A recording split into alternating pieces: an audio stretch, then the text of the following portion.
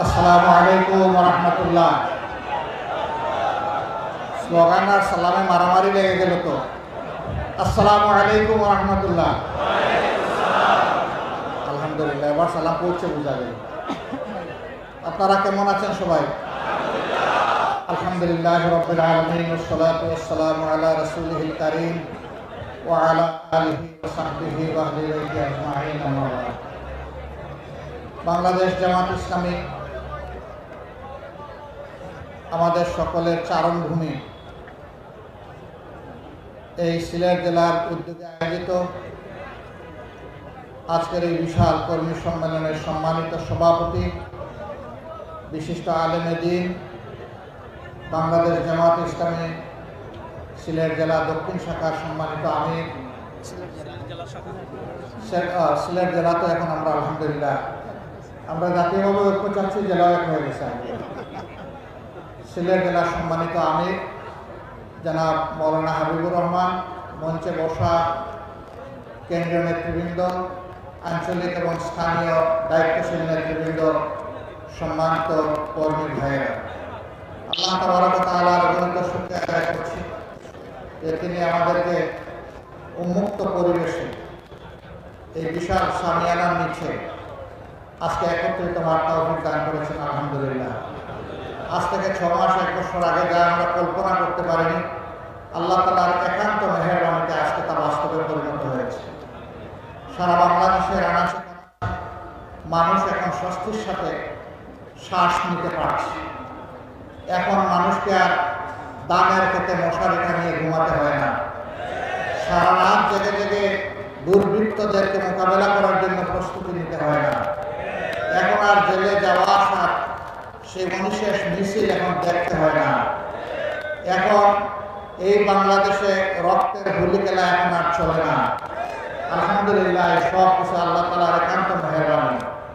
আমরা যা কল্পনাও করিনি, আল্লাহ তার সেই পরিকল্পনায় বাস্তবায়ন করছেন। আল্লাহ রাব্বুল আলামিনের দরবারে শুকরিয়া আদায় করার পাশাপাশি আমার জনগণ, প্রবাসে অবস্থানরত আমাদের দেশের সম্মানিত সন্তানগণ যারা আছেন, তাদের সকলের প্রতি আমরা কৃতজ্ঞতা জানাচ্ছি। 2006 সালের 28 অক্টোবর লগি বইটার তাণ্ডব দিয়ে মানুষ খুন করে আওয়ামী লীগ জানান দিয়েছিল তারা ভবিষ্যতে ক্ষমতায় গেলে এরকমই মানুষ খুন করবে। সেই দিন বাংলাদেশ পথ হারিয়েছিল। দীর্ঘ 17.5 বছর আর পথে উঠতে পারেনি। অবশেষে আল্লাহ তাআলার একান্ত মেহেরবানিতে 24-এর 5ই আগস্ট বাংলাদেশ আবার তার পথ ফিরে পেয়েছে। কিন্তু এই দীর্ঘ পথ পরিক্রমায় অসংখ্য বনি আদমকে রক্ত দিতে হয়েছে, জীবন দিতে হয়েছে। আমাদের মাতার তাজ শীর্ষ 11 জন কেন্দ্রীয় দায়িত্বশীলকে তারা খুন করেছে। কাউকে দিয়েছে ফাঁসি, আর কাউকে জেলের ভিতরে তারা মৃত্যুর দিকে ঠেলে দিয়েছে। একজন কেবল আমাদের মধ্যে এখনো বেঁচে আছেন, কষ্ট, যন্ত্রণা, দুঃখ, ব্যথা নিয়ে। তিনি হচ্ছেন আমাদের প্রিয় সম্মানিত ভাই, তৎকালীন ভারপ্রাপ্ত সেক্রেটারি জেনারেল জনাব এটিএম আজহারুল ইসলাম।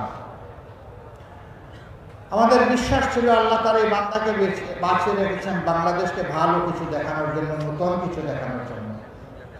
আমরা সেই নূতন এবং ভালো কিছু দেখার প্রস্তুতি নিয়েছি এবং আদালতের ন্যূনতম বিচার পেলে তিনি নির্দোষ প্রমাণিত হয়ে আপনাদের বুকে ফিরে আসবেন ইনশাআল্লাহ। আমরা আশা করছি অতি তাড়াতাড়ি তিনি ফিরে আসবেন। মহান রবের দরবারে দোয়া করি আল্লাহ তাকে তাইয়িব হায়াত দান করুন। আল্লাহ রাব্বুল আলামিন তাকে সুস্থতার সাথে রাখুন। একটি নাদুস নুদুস সুস্থ মানুষ, আজকে তিনি শুকনো হয়ে 3 ভাগের 1 ভাগ হয়ে গিয়েছে। তার উপর এতটাই মানসিক এবং শারীরিক জুলুম করা হয়েছে। 2 মাস 10 দিন একই জেলে ছিলাম, কিন্তু জেলে থাকা অবস্থায় তার মুখখানি আমাকে দেখতে দেওয়া হয়নি। তার পাশা নির্দয় আচরণ করা হচ্ছে। এখন হয়তো বা কিছুটা সেই পাশার নির্দয় আচরণ বন্ধ থেকেছে, কিন্তু তারপরেও তিনি জেলের অন্ধকার প্রকোষ্ঠে আছেন। আপনারা দোয়া করুন অতি সত্বর আল্লাহ যেন আমাদের বুকে তাকে ফিরিয়ে দেন। প্রিয় সম্মানিত ভাইয়েরা, এইভাবে আমাদের শহীদ নেতৃবৃন্দের রক্ত, অসংখ্য সহকর্মীর রক্ত, এদেশের বিরোধী দলের মজলুম কর্মীদের রক্ত, নেতাদের রক্ত, সাধারণ মানুষের রক্ত, আর 18 কোটি মজলুম দেশবাসীর চোখের পানিতেই শেষ পর্যন্ত মনে হয় আল্লাহ কবুল করেছে। মহান রবের দরবারে শুকরিয়া আদায় করে বলি, রব্বুল আলামিন এইটুকু মেহেরবানি যখন করেছো, তখন এই দেশবাসীর উপরে তুমি পুরাটাই মেহেরবানি করো। এই দেশকে স্থায়ী শান্তির দিকে তুমি এগিয়ে নিয়ে যাও, আর স্থায়ী শান্তি শ্রমিক হিসাবে আমাদের সবাইকে কাজ করার তৌফিক দাও। আমরা যেন ওই শান্তির বাংলাদেশ বিনির্মাণে, একটা মানবিক বাংলাদেশ বিনির্মাণে আমরা যেন অবদান রাখতে পারি। আলহামদুলিল্লাহ, একটাই সংগঠন, সবাই স্বীকার করতে বাধ্য, কোনো অপশক্তি তাদের সামনে এই সংগঠনের মাথা নত করাতে পারেনি। হ্যাঁ, আমরা বারবার মাথা নত করেছি আমাদের মাবুদের দরবারে, করতেই থাকবো, কিন্তু কোনো অপশক্তির কাছে ইনশাআল্লাহ আগামীতে আমরা মাথা নত করব। দেশে বিদেশে অনেক ষড়যন্ত্র চক্রান্ত হয়েছে এই সংগঠনের বিরুদ্ধে, আমাদের কর্মীরা সীমাহীন ধৈর্য রয়েছে। এত বড় ক্ষতি অন্য কোনো সংগঠনের বাংলাদেশে হয়নি যত বড় ক্ষতি হয়েছে জামাত ইসলামী এবং ইসলামী ছাত্র শিবির। এই সকল ক্ষতির ক্ষত আমাদের অন্তরে ছিল, সেই ক্ষত ছিন্ন বহন করে আগস্টের 5 তারিখ যখন পরিবর্তন আসলো, আমরা সারা বাংলাদেশের প্রিয় সহকর্মীদেরকে এবং দেশবাসীদেরকে আহ্বান জানিয়েছিলাম, শান্ত থাকুন, ধৈর্য ধরুন, প্রিয় দেশকে গড়তে সাহায্য করুন। আলহামদুলিল্লাহ, বাংলাদেশ শান্ত থেকেছে, ধৈর্য ধরেছে। আওয়ামী লীগের সাধারণ সম্পাদক তৎকালীন মন্ত্রী ওবায়দুল কাদের সাহেব বলেছিলেন, একবার নয় বারবার, তার দলীয় কর্মীদেরকে ভয় দেখে আরো পাষাণ হওয়ার জন্য উস্কানি দিতে গিয়ে বলেছে, তোমরা যদি ক্ষমতা থেকে চলে যাও তাহলে ক্ষমতা হারানোর 2 দিনের মাথায় তোমাদের 5 লক্ষ লোককে ওরা খুন করবে। একথা তিনি বলেননি? বাংলাদেশের মানুষ প্রমাণ করে দিয়েছে, তোমরা পাগল হতে পারো, তোমরা ক্ষমতার নেশায় অন্ধ হতে পারো, তোমরা দায়িত্ব জ্ঞানহীন পাশবিক চরিত্রের হতে পারো, কিন্তু বাংলাদেশের মানুষ দায়িত্ব জ্ঞানহীন নয়। 5 লক্ষর উপর প্রশ্নই আসে না। 2 দিনের মধ্যে 5 জন মানুষকে কেউ খুন করেন। জনগণের এই ধৈর্য, মানুষের প্রতি এই দায়বোধ, দেশের প্রতি এই ভালোবাসা একটা মহলের এখন সহ্য হচ্ছে না। তারা চেয়েছিল রক্তের পদ্মা, গঙ্গা, যমুনা, সুরমা বয়ে যায়, তাহলে তাদের রাজনীতি আবার জমে উঠবে দেশে বিদেশে। এটা না হওয়ার কারণে এখন তারা অশান্তিতে আছে, এখন তড়পাচ্ছে, দেশের বিরুদ্ধে মিথ্যা প্রপাগান্ডা করছে, দেশ থেকে করছে, বিদেশ থেকে করছে। দেশের মর্যাদা পূর্ণ করার জন্য মিথ্যা গল্প সাজিয়ে বিদেশি বন্ধুদেরকে তারা বিভ্রান্ত করার চেষ্টা করছে। অবশ্য পদে পদে তাদের সমস্ত ষড়যন্ত্র শয়তানি ধরে পড়ে গেছে। মানুষ এখন ঘুমে নয়, সজাগ, আর এই জাতি বিশেষভাবে এখন সজাগ। তারা এই ইতিবাচক পরিবর্তনকে, অভ্যুত্থানকে ব্যর্থ করে দেওয়ার জন্য দফায় দফায় অনেক কাণ্ড ঘটিয়েছে। তারা জুডিশিয়াল কু করতে চেয়েছিল, আল্লাহ ব্যর্থ করে দিয়েছে। তারা আনসার কাণ্ড ঘটিয়ে কু করতেছিল, আল্লাহ ব্যর্থ করে দিয়েছে। তারা চাকরি কাণ্ড নিয়ে কু করতেছিল, আল্লাহ ব্যর্থ করে দিয়েছে। এরপরে তারা ইসকন কাণ্ড নিয়ে নামলো, আল্লাহ ওইটাও ব্যর্থ করে দিয়েছে। শেষমেশ ইসকনের লোকেরা নির্দয়ভাবে একজন আইনজীবীকে খুন করলো প্রকাশ্য দিবালোকে, ত্রিফলা দিয়ে কুপিয়ে কুপিয়ে। এতটাই তার চেহারা বিকৃত করে দেওয়া হয়েছিল, তার পরিবারের কাউকে তার ইন্তেকালের পর তার চেহারা দেখতে দেওয়া হয়নি, কারণ এই চেহারা দেখে তারা স্থির থাকতে পারবেন না, কষ্টে তারা ভেঙে পড়বেন, এমনকি এর চাইতেও বড় কোনো অ্যাক্সিডেন্ট কার হয়ে যেতে পারে। এই জন্য তার বাবাকে পর্যন্ত তার চেহারাটা দেখতে দেওয়া হয়নি। কত নির্মমভাবে তাকে খুন করা হয়েছে। এই খুন করে মূলত এদেশের দেশপ্রেমিক মানুষ, বিশেষ করে মুসলমানদেরকে উস্কানি দেওয়া হয়েছিল, তোমরাও কিছু করো। আমরা তখন সাথে সাথেই তাদেরকে অনুরোধ করেছিলাম, শান্ত থাকুন এবং মাঠ নিজেদের নিয়ন্ত্রণে রাখুন। আলহামদুলিল্লাহ দুটাই হয়েছে, তারা শান্তও থেকেছেন, মাঠও নিয়ন্ত্রণে রেখেছে। ওরা এখন গর্তে ঢুকেছে খুনিরা, কিন্তু তাদেরকে বিদেশ থেকে বাতাস দেওয়া হচ্ছে। আমরা ধন্যবাদ জানাই এই দেশের বিশেষ করে হিন্দু ধর্মাবলম্বী ভাইদের। তারা তাদের বিবেকের জায়গা থেকে প্রতিবাদ করে বলছেন, আমরা শান্তিতে আছি, তোমরা আমাদের শান্তির উপর আঘাত দিও না, আমাদেরকে শান্তিতে থাকতে দাও। ভারতকে তারা বলেছে, আমাদেরকে দিয়ে আর খেলো না, বহু খেলা তোমরা খেলেছো, এখন তোমরা শান্ত হও। আমরা এই দেশে ধর্ম বর্ণ নির্বিশেষে ভালো আছি, ভালো থাকতে চাই। আমরা তাদেরকে অভিনন্দন জানাই। এর আগে কোনোদিন তারা এরকম প্রতিবাদ করেনি, এবার তারা করেছেন। তার কারণ হলো তাদেরও আল্লাহ বিবেক দিয়েছেন। তারা দেখেছে 5 তারিখের পরিবর্তনের পর দায়িত্বশীল দেশপ্রেমিক সংগঠন বাংলাদেশ জামাত ইসলামী, ইসলামী শ্রমিক কল্যাণ ফেডারেশন, স্কুল কলেজ মাদ্রাসার শিক্ষক ছাত্ররা, অন্যান্য বিরোধী দলের লোকেরা, তখন যারা বিরোধী দলে ছিলেন তারা সকলে এসে বিভিন্ন ধরনের যে সমস্ত প্রতিষ্ঠান আছে সেগুলাকে পাহারা দিচ্ছে, তাদেরকে দিয়ে আশ্বাস দিচ্ছে, সাহস যোগাচ্ছে যে আমরা মিলেমিশে সকলেই বাংলাদেশের নাগরিক। আমরা মর্যাদার সাথে, শান্তিপূর্ণভাবে, সৌহার্দ্যের সাথে, সম্প্রীতির সাথে আমরা এখানে বসবাস করব, আপনাদেরকে কোনো চিন্তা করতে হবে না। যখন বাংলাদেশে দায়িত্বশীলতার পরিচয় দিল, তখন একটি উগ্র সংগঠন আবার হিন্দু ধর্মের লোকদেরকে উস্কানি দিল যে এবারকার দুর্গাপূজা আমরা করব না, এটা আমরা বাদ দেব। কেন করবো না? যে এই দেশে আমাদের উপরে আঘাত করা হচ্ছে, আমাদের মা বোনদের ইজ্জত লুণ্ঠন করা হচ্ছে, আমাদেরকে খুন করা হচ্ছে, ঘর বাড়ি পুড়িয়ে দেওয়া হচ্ছে। এবারও দায়িত্বশীল হিন্দু সমাজের লোকেরা তারা জানিয়ে দিলেন, তোমাদের এই সমস্ত কথা মিথ্যা এবং আমরা তোমাদের টাকা সাড়া দেব না। তারা সেপ্টেম্বরের 4 তারিখ ঢাকায় লক্ষ লোকের সমাবেশ করে এইভাবে বিশৃঙ্খলা সৃষ্টি করতে চেয়েছিলেন। ওই ধর্মের ভাইদের দায়িত্বশীলতার কারণে তাদের সেই ষড়যন্ত্র আল্লাহ ব্যর্থ করে দিয়েছে। জাতি জাগ্রত আছে। প্রত্যেকটি ঘটনার পর আমাদের দেশের মানুষ, বিশেষ করে যুব সমাজ জানান দিচ্ছে যে আমরা আমাদের দেশকে ভালোবাসি এবং আমরা দেশের শান্তি শৃঙ্খলা, স্বাধীনতা, সার্বভৌমত্ব রক্ষায় আমরা প্রতিশ্রুতিবদ্ধ, আমরা অক্ষম। আপনারা দেখেছেন এই অতি সম্প্রতি ইসকনের ঘটনা ঘটার পরে আমাদের বর্তমান অন্তর্বর্তীকালীন সরকারের প্রধান উপদেষ্টা দাওয়াত দিয়েছিলেন সব ধরনের সংগঠন, ডান বাম, ইসলামী মধ্যম, সবাই। এই বাংলাদেশের 53 বছর চলার জীবনে প্রথমবারের মতো সকল ঘরানার রাজনৈতিক নেতৃবৃন্দ একসাথে বসে তারা হাত তুলে অঙ্গীকার করেছেন, দেশ এবং জনগণের স্বার্থ রক্ষায়, স্বাধীনতা, সার্বভৌমত্ব রক্ষায় আমরা সবাই, আমরা কোনো অপশক্তির কাছে মাথা নত করব না, আমরা কোনো চোখ রাঙ্গানিকে পরোয়া করব।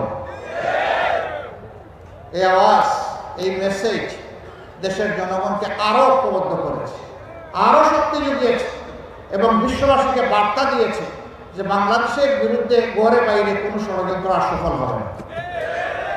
পরের দিন সকল ধর্মের যারা গুরুত্বপূর্ণ ব্যক্তি, ধর্মীয় অভিভাবকদেরকে নিয়ে আবার প্রধান উপদেষ্টা বসেছে, তারাও হাতে হাত মিলিয়ে আওয়াজ দিয়েছেন এখানে ধর্ম বর্ণের কোনো কথা নেই, আমরা সকলে মিলে বাংলাদেশ এবং এই বাংলাদেশকে আমরা রক্ষা করব। এই বাংলাদেশের বিরুদ্ধে কোনো ষড়যন্ত্রে আমরা পা দিব না এবং আমরা বরদাস্ত করব। আমরা অভিনন্দন জানাই, মোবারকবাদ জানাই এই অঙ্গীকার ব্যক্ত করার জন্য। তারা কি করেছে, কি করে নাই? গত 15.5 বছর ক্ষমতায় এসে পিলখানায় 57 জন সেনা অফিসারকে নির্মমভাবে হত্যা করল, তাদের পরিবারের কোনো সদস্যকে হত্যা করল। এরপরে জামাতে ইসলামীকে তারা ধ্বংস করার জন্য নেতৃবৃন্দের মাথার উপরে তলোয়ার চালাল, শত শত নেতাকর্মীকে খুন করল। তখন অবশ্য অন্য কোনো দলের উপরে এই বিপদ আসে না। আমরা সেদিন আমাদের বন্ধুদেরকে বলেছিলাম সবাইকে যে আমাদের উপর যে যুদ্ধ এই সরকার অন্যায় যুদ্ধ শুরু করেছে, আসেন একসাথে আমরা সেই যুদ্ধ মোকাবেলা করি, তাইলে এই যুদ্ধ আর কাউকে আক্রান্ত করবে না। দেশ বাঁচবে, আপনারা বাঁচবেন, আমরাও সবাই বাঁচব। সেদিন আমাদের এই আওয়াজ আমরা বুঝাতে পারিনি, অথবা তারা উপলব্ধি করতে ব্যর্থ হয়েছিলেন, যার মাসুক পরবর্তী পর্যায়ে গোটা 15.5 বছর ধরে এই জাতিকে পরিশোধ করতে হয়েছে। আমরা বলেছিলাম আমাদের মাথায় আঘাত করা হয়েছে, সবার মাথায় আঘাত করা হয়েছে, সময়ের ব্যবধানে তাই প্রমাণ হয়েছে। সম্মানিত ভাইয়েরা, এখান থেকে আমাদের শিক্ষা নেওয়া উচিত। আমাদের আলিম সমাজের উপর সরকার আক্রোশ নিয়েছে। 13 সালের 5ই মে শাপলা চত্বরে কি করা হয়েছে, কি নারকীয় হত্যাকাণ্ড চালানো হয়েছে আপনারা দেখেছেন। মানুষ কতটা বিকৃত হলে বলতে পারে সেদিন কেউ মরে নাই, সেখানে আলিম উলামার রং ছিটিয়ে দিয়েছিল।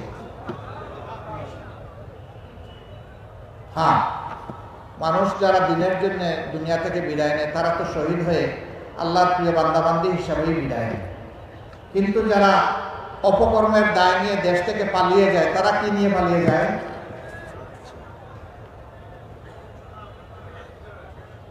একটা মানুষের মৃত্যুর চাইতে এইভাবে অপমানের দায় স্বীকার করে পালিয়ে যাওয়া আরো নিকৃষ্ট।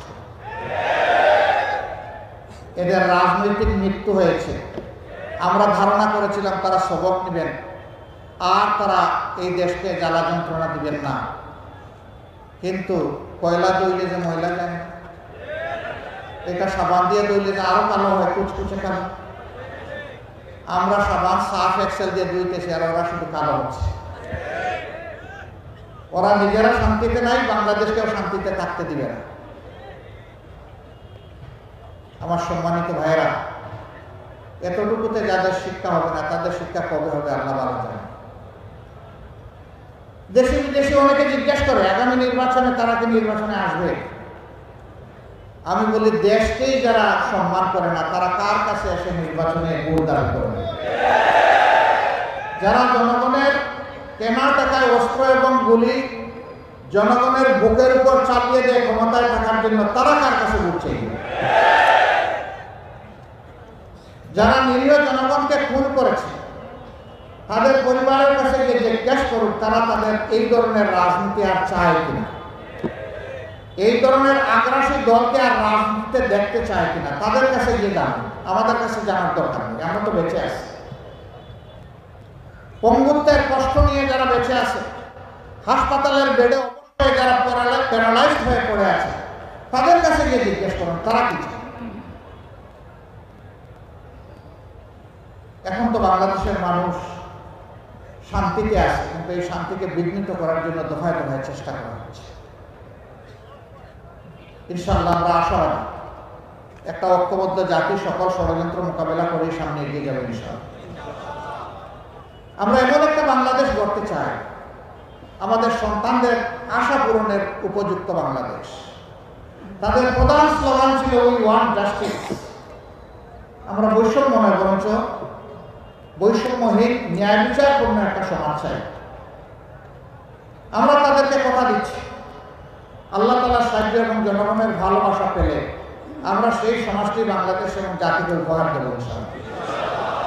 আমরা কথা দিচ্ছি, আমাদের হাত দিয়ে কোনো চাঁদাবাজি হবে না এবং কোনো চাঁদাবাজি বরদাস্ত করবো না ইনশাআল্লাহ।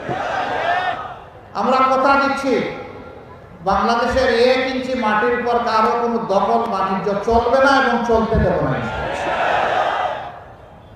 আমরা কথা দিচ্ছি, সরকারি আধা সরকারি বেসরকারি অফিসে বসে কেউ ঘুষ খাওয়ার প্রয়োজন অনুভব করবে না এবং দুঃসাহস দেখাবে না। আমরা কথা দিচ্ছি, আমাদের যুব সমাজের হাতকে আমরা কর্মী কারিগরের হাতে পরিণত করতে চাই। তারা হবে দেশ গড়ার কারিগর। সার্টিফিকেট নিয়ে তারা বের হয়ে বেকারত্বের অভিশাপে কান্নাকাটি করবে না, হাল চাষ করবে না। তাদেরকে নৈতিক এবং জাগতিক শিক্ষা এমনভাবে সমৃদ্ধ করা হবে যে প্রত্যেকটা ছাত্র কিংবা ছাত্রী তার শিক্ষার পাঠ চুকানোর সাথে সাথে দেশ গড়ার একজন যোগ্য কারিগরে পরিণত হবে এবং কাজ তার হাতে চলে আসবে। উন্নত দেশে আছে, শিক্ষাকালীন সময়ই তাদের হাতে কাজ চলে আসে, শিক্ষা জীবনের আগেই তাদের এগ্রিমেন্ট সম্পূর্ণ হয়ে যায়, শিক্ষা জীবন শেষ করার সাথে সাথে কর্মে ঢুকে পড়ে। তারা পরীক্ষার রেজাল্টের অপেক্ষা করেন, অতীতের রেজাল্টকে মূল্যায়ন করে তাদের হাতে এইভাবে কাজ চলে আসে। আমরা এই ধরনের একটি সমৃদ্ধ যুব সমৃদ্ধ বাংলাদেশ গড়তে চাই ইনশাআল্লাহ। এমন বাংলাদেশ আমরা গড়তে চাই যেই বাংলাদেশে মসজিদ, মন্দির, চার্চ, প্যাগোডা, মঠ কোনো জায়গায় নিরাপত্তার জন্য পাহারা বসানোর প্রয়োজন, বরঞ্চ ঘরে বাইরে নিজেদের ধর্মীয় কাজে, সামাজিক কাজে, পেশাগত কাজে সকল জায়গায় একজন নাগরিক পূর্ণ স্বাধীনতা, মর্যাদা এবং নিরাপত্তা ভোগ করবে ইনশাআল্লাহ। এই ক্ষেত্রে নারী পুরুষকে সমান মর্যাদা এবং নিরাপত্তা দেওয়া হবে। বাংলাদেশ জামাত ইসলামী সেই স্বপ্নের রাষ্ট্র যদি গড়ার সুযোগ পায় আল্লাহ কোরআনের ভিত্তিতে, তাহলে সেই রাষ্ট্রে পুরুষের পাশাপাশি আমাদের মা বোনেরা, আমাদের মেয়েরা অত্যন্ত মর্যাদা, গর্ব এবং ইজ্জতের সাথে তারা তাদের দায়িত্ব পালন করবেন, তারা পাবেন পূর্ণ নিরাপত্তা। এখন সমাজের বিভিন্ন জায়গায় কাজ করতে গিয়ে না পান তারা নিরাপত্তা, না পান তারা মর্যাদা। সেদিন তারা মায়ের মর্যাদা পাবেন, সহোদরা বোনের মর্যাদা পাবেন, ঔরসজাত মেয়ের মর্যাদা পাবেন ইনশাআল্লাহ। এবং ঘুরে ফিরে আমরা তাদেরকে পূর্ণভাবে মায়ের মর্যাদায় অভিষিক্ত করব। রাসূল করিম সাল্লাল্লাহু আলাইহি ওয়াসাল্লাম সবচেয়ে ঝুঁকিপূর্ণ কাজ যুদ্ধের ময়দানে মহিলাদেরকে সম্পৃক্ত করেছেন, সুযোগ দিয়েছে। আমরা তাদেরকে বঞ্চিত করার অধিকার রাখি না। তারা তাদের যোগ্যতা, দক্ষতা অনুযায়ী তারা রাষ্ট্রের কাজে অবদান রাখে। এই রাষ্ট্রে শুধু মুসলমানরা বসবাস করে না, অন্যান্য ধর্মের লোকেরাও বসবাস করে। আমাদেরকে যিনি পয়দা করেছেন তিনি তাদেরকে পয়দা করেছেন। সুতরাং সেই আল্লাহর দৃষ্টিতে মানুষ হিসাবে তাদের যত নাগরিক অধিকার আছে পূর্ণ নাগরিক অধিকার তারা ভোগ করবে ইনশাআল্লাহ। সেখানে ধর্মের কারণে কোনো মানুষ তার যোগ্য ভূমিকা পালন থেকে বঞ্চিত হবে না। তবে দুঃখের বিষয়, গত 15.5 বছর তার একটু দাড়ি আছে, কে তার পেশাগত দায়িত্ব পালনের সময় নামাজে যায়, তাকে চরমভাবে অপদস্থ, কুণ্ঠাসা এবং তার অধিকার থেকে তাকে বঞ্চিত করা হয়েছে। এই অপকর্ম আর বাংলাদেশে চলতে দেওয়া হবে না ইনশাআল্লাহ। এখানে একটা ফ্ল্যাগ দেখছি, এটা নামান তো। ফ্ল্যাগ শুধু জামাত ইসলামের লোকসংবলিত ফ্ল্যাগ এবং বাংলাদেশের ফ্ল্যাগ উঠবে, ভাই অন্য কোনো ফ্ল্যাগ এখানে উঠাবেন না। সম্মানিত ভাইয়েরা, আমরা বলছিলাম যে সেই বৈষম্যহীন একটা বাংলাদেশ আমরা গড়তে চাই। এই বাংলাদেশ জামাত ইসলামের রূপণ কর্মী এবং সমর্থকরা একা করতে পারবে না। এই বাংলাদেশ গড়ার কাজে সমস্ত জনগণের ঐক্যবদ্ধ সহযোগিতা লাগবে। এমন একটি বাংলাদেশ গড়ার জন্য আসমান থেকে ফিরিস্তা পাঠিয়ে আল্লাহ সরাসরি গড়ে দেবেন না। এই জমিনের মানুষেরাই গড়বে। তারা ভালো পথে এগুলো, আল্লাহ সন্তুষ্টির পথে এগুলো, শান্তির দিকে আগালে আল্লাহ তাআলা তার ফিরিস্তা পাঠিয়ে সাহায্য করবেন ইনশাআল্লাহ। কিন্তু মানুষকে এটা জাগাতে হবে। এই জন্য বাংলাদেশ জামাত ইসলামের কর্মী যারা এখানে এসেছেন তাদেরকে বলতে চাই যে আসুন, ওই স্বপ্নের সমাজ গড়ার আগে নিজেকে আগে গড়ুন। ওই স্বপ্নের সমাজের যে চরিত্র একজন মানুষের মধ্যে, নাগরিকের মধ্যে তৈরি হওয়া দরকার, আগে আমরা নিজের মাঝে সেটা তৈরি করি। আলহামদুলিল্লাহ এই কাজে প্রিয় সংগঠন অবিরত চেষ্টা করে যাচ্ছে, কিন্তু আমরা কেউ ভুলের ঊর্ধ্বে নই এবং ঘাটতিরও ঊর্ধ্বে নই। আমাদের ঘাটতিও আছে, ভুলও আছে। ভুল আমরা সংশোধন করবো, ঘাটতি আমরা পূরণ করবো। এইভাবে আমরা সামনের দিকে জাতিকে নিয়ে এগিয়ে যাবো ইনশাআল্লাহ। পুরা জাতিকে আমরা ধারণ করি আমাদের অন্তরে। এখানে দল ধর্মের ভিত্তিতে আমরা জাতিকে টুকরা টুকরা ভাগ বিভক্ত করতে দেব না এবং আমরা করব না। আমরা একটা ঐক্যবদ্ধ জাতি চাই।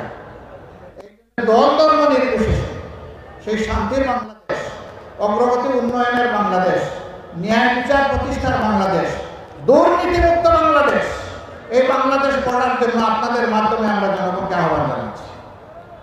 প্রিয় ভাইয়েরা, নিজেদের জ্ঞানকে আরো সমৃদ্ধ করতে হবে কোরআন হাদিস এবং দুনিয়াবী জ্ঞানের ভিত্তিতে। তার পাশাপাশি ওই জ্ঞানের আলোকে মানুষের কাছে ইসলামের কল্যাণময় এই আহ্বান পৌঁছে দিতে হবে ঘরে ঘরে। আজকে যেহেতু জুমার দিন, আমরা কথা আর লম্বা করবো না, এখানেই আমরা কথা শেষ করবো। আসেন আজকের দিনে